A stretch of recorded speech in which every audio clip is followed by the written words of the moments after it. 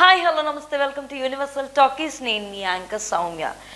ఎంత పెద్ద hero cinema రేస్లో ఉన్నా కూడా, ఎలాంటి సినిమాలు ఎలాంటి ప్రొడక్షన్ హౌస్ నుంచి వస్తున్నా కూడా, ఎంత పెద్ద డైరెక్టర్ ఆ రోజు రిలీజ్లో ఉన్నా కూడా తనకంటూ ఒక మార్క్ని క్రియేట్ చేసుకొని తన సినిమా వస్తుంది అంటే ఖచ్చితంగా ఇది చూడాలి అనే ఒక క్రియేటివ్ పాయింట్ని క్రియేట్ చేసుకున్న అడవి శేషు ఇప్పుడు ఒక కొత్త సినిమాతో రాబోతున్నారు.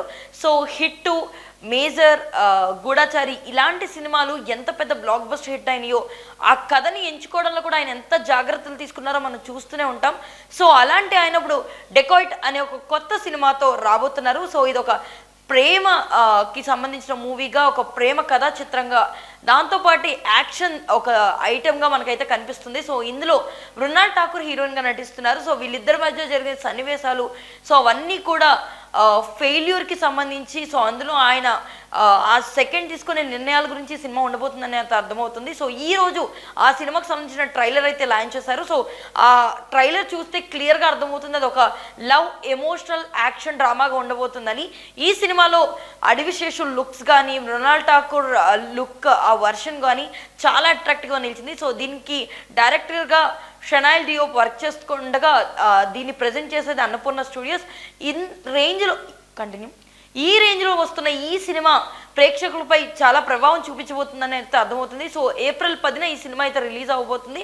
దానికోసం కేవలం ఇక్కడ మన ఆడియన్సే కాకుండా హిందీ ఆడియన్స్ కూడా అంతే ఆతృతగా ఎదురు చూస్తున్నారు.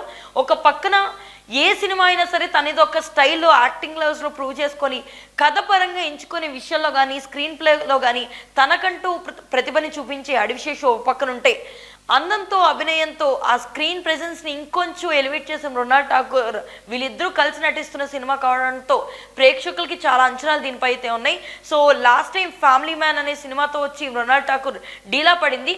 సో మరి ఇప్పుడు రాబోతున్న డెకాయిట్ ఏ రేంజ్లో తనకు ఒక హిట్ని అందించబోతుంది, మళ్ళీ తెలుగులో తనకంటూ సీతారామన్ లెవెల్లో గుర్తింపును అయితే తీసుకురాబోతుందో తెలియాలంటే ఖచ్చితంగా ఏప్రిల్ 10 వరకు వెయిట్ చేయాల్సిందే. సో ఈ సినిమా ట్రైలర్పై మీ ఉద్దేశం ఏంటి, ఎలా ఉంటుందని మీరు అనుకుంటున్నారు, అండ్ ఈ సినిమాలో మీకు నచ్చిన సన్నివేశం ఏంటి ఆ ట్రైలర్లో అన్నది మా కామెంట్ సెక్షన్లో తెలియజేయండి. మరిన్ని అప్డేట్స్ కోసం యూనివర్సల్ టాకీస్ని ఫాలో అవ్వండి.